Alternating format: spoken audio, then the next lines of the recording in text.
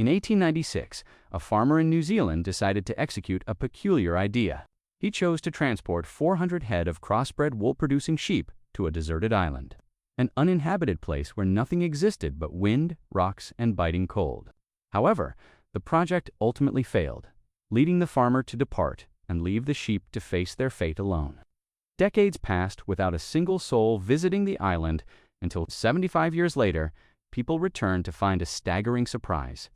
The flock had not only survived, but thrived, transforming into something entirely different: larger bodies, denser wool, and completely wild temperaments. They had evolved into a new form, as if they had become an entirely different species. But how did these sheep survive? And how did they find sustenance on the island? This is what we will explore in today's video. But before we dive in, if you're new to the channel, make sure to hit the like button and subscribe. Campbell Island, located in the South Pacific, was discovered by an Australian captain in 1810 during a sealing expedition. Since the ship was owned by the Campbell brothers from Sydney, he simply decided to name it after them. Initially, the island was used for hunting sea lions and later served as a base for whalers. In 1896, the island was included in the pastoral lease system, which allowed individuals to rent government land for livestock farming. James Gordon of Gisborne was the first to take initiative and sign the lease, shipping approximately 400 head of sheep, along with timber for buildings to the island. By 1900, however, the original project owner faced financial difficulties, and the lease was purchased by Captain Tucker. He decided to scale up the sheep farming operations, sending 3 shipments of sheep, each consisting of about 1,000 head. Most of these were merinos, or merino crossbreeds. By 1913, the sheep population on the island had reached between 7,000 and 8,000. The island was well suited for sheep farming due to the diversity of forage, including megaherbs that absorbed maximum sunlight to help the sheep survive in that harsh environment. Yet, over time, the natural resources the sheep relied upon began to deplete, leading to a decline in the animal population. In 1931, the project was abandoned after the sheep population dwindled to about 4,000. However, the workers on the island endured a grueling ordeal. They had no means of returning to the city and remained stranded on the island for 2 years without a boat or any form of communication. Eventually, the government dispatched a vessel to evacuate them, but the value of the wool they had harvested was less than the cost of the trip, leaving the workers with no pay for their labor. Even though the original owners had departed, the sheep were left to face their fate in the wild. These animals had been specifically crossbred for wool production, meaning they required regular shearing.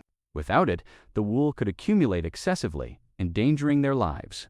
These sheep were not naturally equipped for wilderness survival, a prime example being Barak, a ram found in Australia in 2021. His fleece had grown so heavy and overgrown that he could no longer walk or see. He was in a wretched state. And when he was finally sheared, it was estimated that he had been in that condition for 5 to 7 years. Beyond the wool issue, sheep are unable to defend themselves compared to other livestock. Even if a sheep survives a predator's attack, it may later succumb to its injuries or even die from a panic attack. AS sheep are exceptionally fragile animals. On Campbell Island, however, the environmental conditions favored their survival. The island was surrounded by rocky cliffs and subjected to powerful winds that kept pests like flies at bay. While the population peaked in 1913 and began to decline by 1931 due to food shortages, the real surprise occurred between 1931 and 1958. During this period, the sheep population began to grow again unexpectedly and without any human intervention.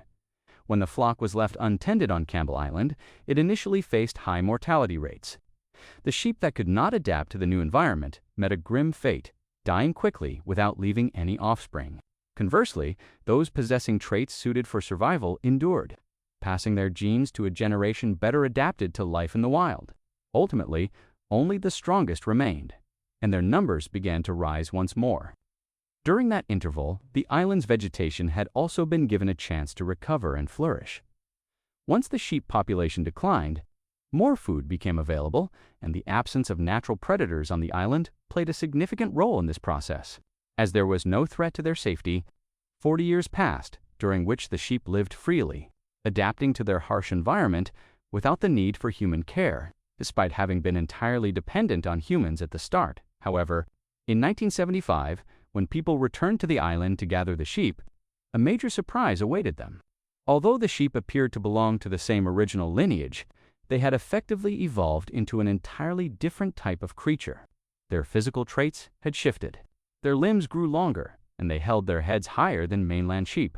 Their wool was weathered and damaged by the elements, and their jaws had become misshapen from tearing at tough, coarse vegetation. When scientists attempted to feed the sheep traditional fodder, the animals did not know how to handle it. They persisted in trying to rip the grass from where it was placed until it scattered everywhere, forcing the researchers to tie the grass into bundles so the sheep could eat in the manner they had grown accustomed to. In the wild, in addition to these physical changes, distinct behaviors emerged, such as ewes giving birth while standing and lambs being able to walk just minutes after being born. The sheep also developed a resistance to foot rot, and their wool began to shed naturally, similar to their wild ancestors. Regarding their daily activity, the sheep grazed for long hours, from 4 in the morning until 11 at night, regardless of the severe weather. They would simply turn their backs to the fierce winds and continue eating. This method was essential for their survival and allowed them to secure enough nutrition.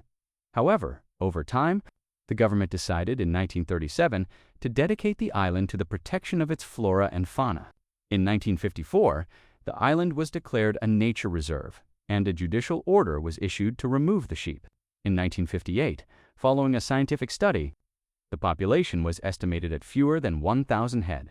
Yet the numbers began to bounce back once more as time went on. A fence was constructed across the island, and culling teams were appointed to shoot large numbers of the flock. Approximately 3,000 sheep were eliminated in successive eradication operations. By the end of the 1980s, the last of the sheep had been cleared, although this caused sorrow in some circles. It was deemed necessary to protect the island's natural ecosystem. Nevertheless, not all the sheep were eradicated. During rescue missions in 1975 and 1976, several sheep were saved for the purpose of captive breeding in New Zealand. Scientists faced great difficulty gathering these animals, which had become truly wild, but they successfully rounded up 58 sheep using special whistles to facilitate their transport. The sheep brought back to New Zealand were notably large, appearing as robust adults and remarkable lambs. However, the intensive care provided to their offspring came at a high cost. From the 58 survivors, the Ministry of Agriculture and Fisheries carefully selected 10 exceptionally healthy sheep, securing them with dog collars and leashes before physically carrying them. One by one, scientists transported the sheep across a ridge for approximately 1.2 miles until they reached the ship. And finally, the sheep departed the island. The lineage of these rare sheep was maintained as a pure flock for a long time. But in 2017, a bizarre incident occurred. 5 of these rare sheep were stolen and slaughtered. Consequently, the population of the Campbell Island breed plummeted to just 30 individuals. The owner was devastated, especially since these sheep were of immense value due to their unique genetics. Making matters worse, some of the culled sheep were pregnant and were due to give birth in just 2 weeks. The owner believes the perpetrator committed this act simply for the meat. As for the remaining sheep, they will continue to live and breed, preserving their unique lineage. However, had they remained on the island instead of being kept in captivity, they might have evolved into an entirely new species, much like other species have throughout history. In conclusion, the evolution of species in isolated environments tells us how isolation can lead to major genetic shifts even. In the case of the Campbell Island sheep, this change was curtailed by human intervention to preserve the breed. In your opinion, if a group of animals were left on an isolated island for many years, do you think they would evolve into entirely new creatures? Let me know your thoughts in the comments. We have now reached the end of the video. Thank you for watching.